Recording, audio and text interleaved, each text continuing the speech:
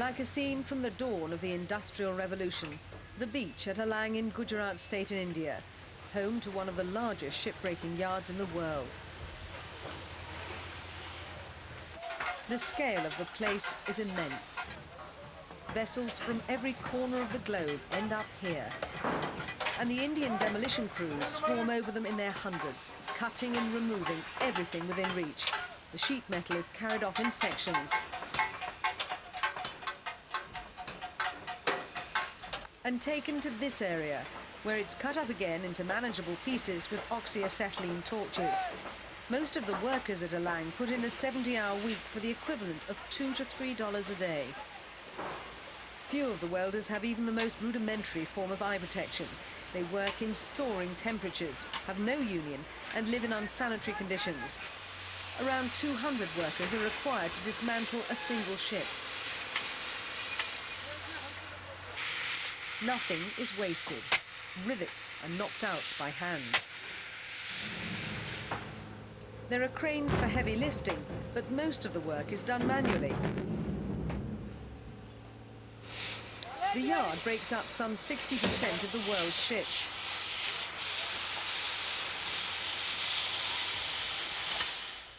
The fittings and parts are carefully sorted to be sold or recycled. Ferrous and non-ferrous metals are neatly stacked in piles with miles of wire. The whole place is a hive of human activity, from the most highly skilled to the ordinary. Huge ships stand rejected on the shore like beached whales. This was the end for a United States naval tanker. Everything that can be is salvaged. Wire is extracted from her steel cables. While on board, a team starts cutting up the hull. Sometimes the work is slow and painstaking. At other times, it can be quite dramatic.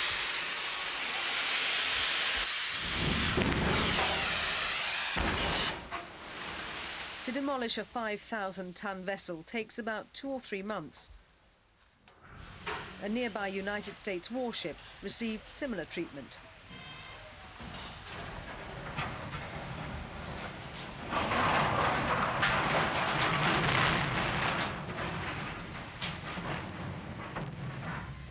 The yard has spawned a whole host of ancillary industries. The metal from the ship's hulls is cut into plates at a plant at Bhavnagar, some 50 kilometres away.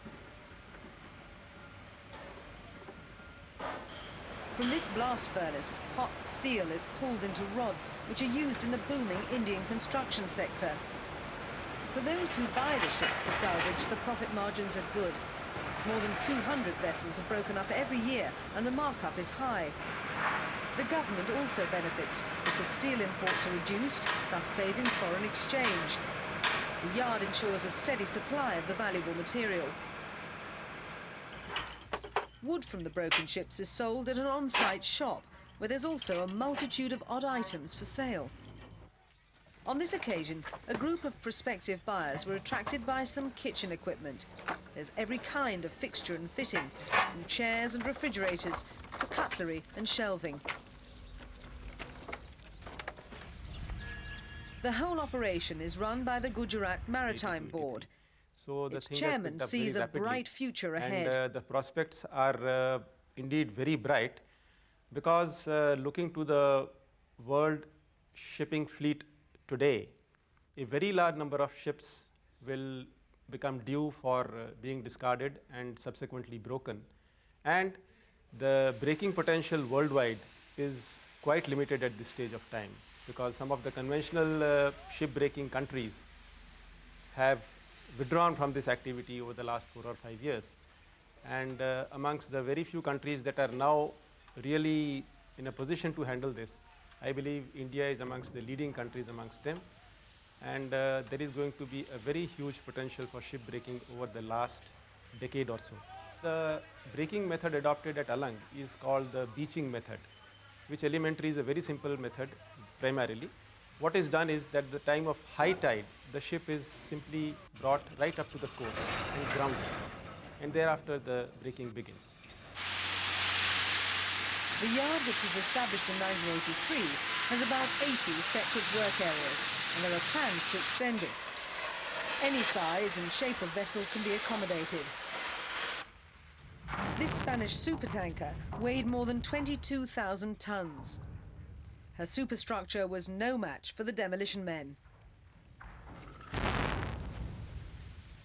Eventually, she'll be reduced to a pile of scrap metal.